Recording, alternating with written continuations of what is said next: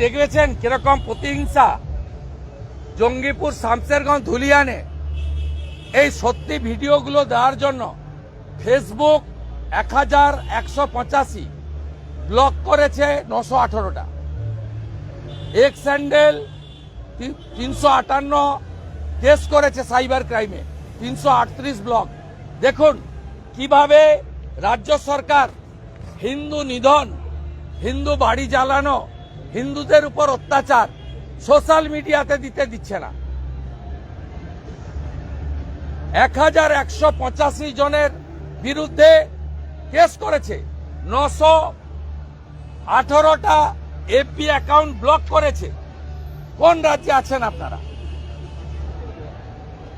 যে চারজনকে অ্যারেস্ট করলো সাম্প্রতিককালে, তারা সবাই স্থানীয় লোক। মানে বাংলাদেশ থেকে লোক এসে গন্ডগোল করেছে বলে তৃণমূলের যে প্রচার ছিল সেটা তো মিলছে না। একেবারে মিথ্যে প্রচার, একেবারে মিথ্যে প্রচার।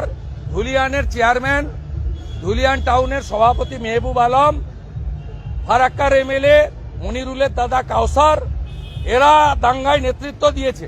শামসেরগঞ্জের এমএলএ আমিরুল, এরা দাঙ্গা ঘটিয়েছে, কোনো বাইরের লোক করেনি।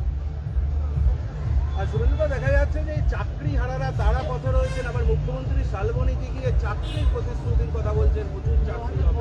আরে মুখ্যমন্ত্রী বলছেন, আমি তো অবাক, ওটা আমার জেলা, মানে প্রশাসনিক বিভক্ত, অবিভক্ত মেদিনীপুর। বলছে 2,15,000 লোককে এমএসএমইতে কাজ দিয়েছে পশ্চিম মেদিনীপুরে। চিটিংবাজ, মিথ্যাবাদী চিটিংবাজ মুখ্যমন্ত্রী। বলছে আসানসোলে সেল, অশোকনগরে তেল।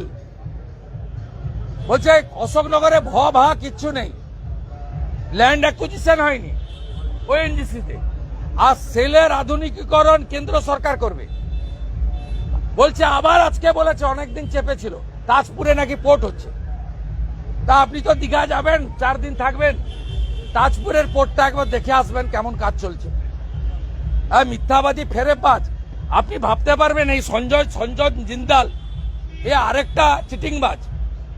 এই চিটিংবাজ বলছে ডক্টর অমিত মিত্র অর্থমন্ত্রী, ডক্টর অমিত মিত্র অর্থমন্ত্রী, শুনেছেন বক্তৃতা? চন্দ্রিমা ভট্টাচার্য তাহলে কে? বলছে মিলিয়নস এর মধ্যে এটা একমাত্র এক্সেপশন, জেম এই রাজ্যের মুখ্যমন্ত্রী। এই সজ্জন জিন্দাল মনে হয় অবহেলার ঘটনা জানে না। এই সজ্জন জিন্দাল মনে হয় 26,000 চাকরি চুরির ঘটনা জানে না। এই সজ্জন জিন্দাল মনে হয় আমার বাড়ি তোমার বাড়ি মোথা বাড়ি জানে না। এই সজ্জন জিন্দাল মনে হয় হরগোবিন্দ দাস চন্দন দাসের বাড়িতে ঢুকে তলোয়ার দিয়ে জবাই করার ঘটনা জানে না। চাকরি হারারা আজকে পথে রয়েছেন। এসএসসি বারংবার দাবি করছে যে কিছুক্ষণের মধ্যেই তারা তালিকা সামনে নিয়ে আসবে, যোগ্য অযোগ্য। আমরা তো চাই যোগ্য তালিকা প্রকাশ করুক, তাহলে প্রমাণ হয়ে যাবে 8,000 অযোগ্যকে চোর মমতা চাকরি দিয়েছে টাকা নিয়ে। আমরা চাই, আমি চাই 8,000 অযোগ্য বাছাই হয়ে যাবে, প্রমাণ হবে তৃণমূল টাকার বিনিময়ে 8,000 অযোগ্যকে চাকরি দিয়েছে।